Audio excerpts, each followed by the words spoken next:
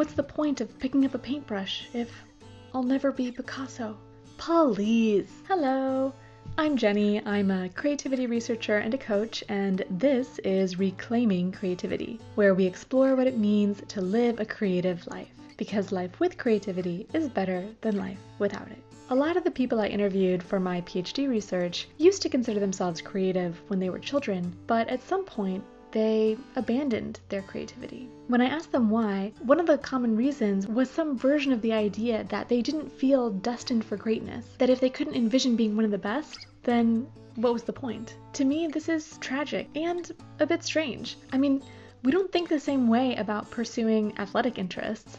We don't think, oh, I shouldn't play basketball with my friends because I'll never be Michael Jordan. So where does this come from? At least for me, growing up, I didn't know anyone who would qualify as a creative. Not my aunts and uncles, not my friends' parents, not my parents' friends. I'd never met anyone who had a particularly creative life, except maybe my high school art teacher. So if we don't know any creatives in real life, all we're left with are the stereotypes.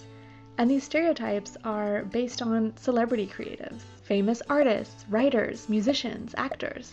What I discovered is that not only are a lot of these stereotypes of famous creatives not true, but this actually is only one of 5 levels of creativity. I call this level the Pantheon. The Pantheon consists of all the famous people in any creative discipline. Picasso, Einstein, Yo-Yo Ma, J.K. Rowling. You get the idea. I personally believe that you can't plan to be part of the Pantheon. Who gets elevated to this level is a combination of luck, timing, synchronicity, and destiny. And let's not forget that some people only reach the level of the Pantheon long after they're dead. This level of creativity is just the tip of the iceberg. But in the absence of other creative role models, the Pantheon is all we see. So on some level, we think that's the full extent of what a creative life can look like. But then we're missing out on the other 4 far more common levels of creativity. Let's go through them one by one. The Pantheon is just a tiny subset of the second level of creativity, which is professional creatives. Think about it. Of the millions of people out there with creative jobs, only a tiny fraction ever become household names. But what counts as a creative job? Definitions differ as to what jobs are considered part of the creative economy. Some approaches focus specifically on the arts and cultural production. They look at the industries of movies, TV, book publishing, radio, and museums.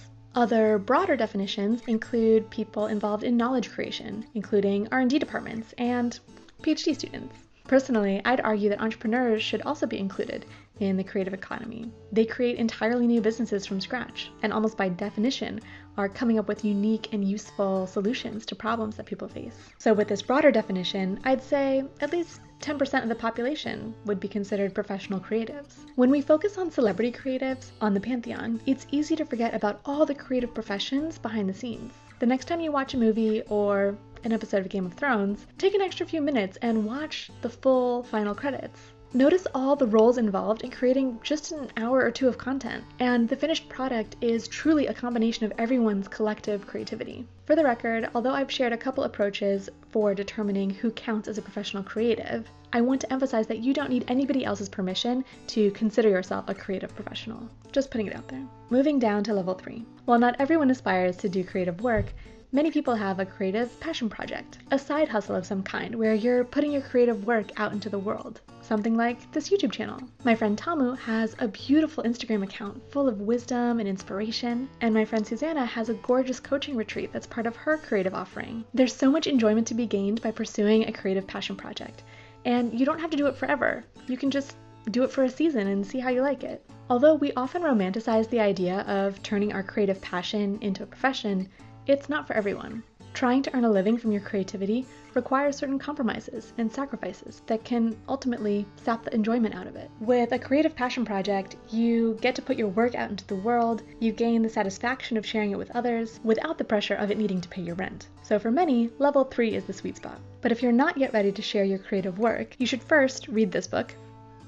But then if you're really not ready, you have the lovely level 4 of personal creativity. This level is all about the creative things you do just for you. These are the poems you write in your journal, the sketches you draw when sitting on a park bench, the business idea that you have brewing in the back of your mind. This level of creativity includes all kinds of creative hobbies, knitting, woodworking, baking. At this level, we might take a workshop here, a course there, but it's really just for the fun of it. Finally, level 5 creativity is problem solving. We're all doing this all day, every day. Even if most of our day is pretty typical, pretty routine, something happens. Life happens, and we have to improvise, find some novel and useful solution to everyday problems. These are the unscripted moments of trying to make a baby laugh, or figuring out what you can cook for dinner using only what's left in the fridge, or picking out a great gift for a loved one. Or, for example, a few months ago, I injured my finger pretty badly, and for a few days, it required a lot of creativity to figure out how to do even the most basic things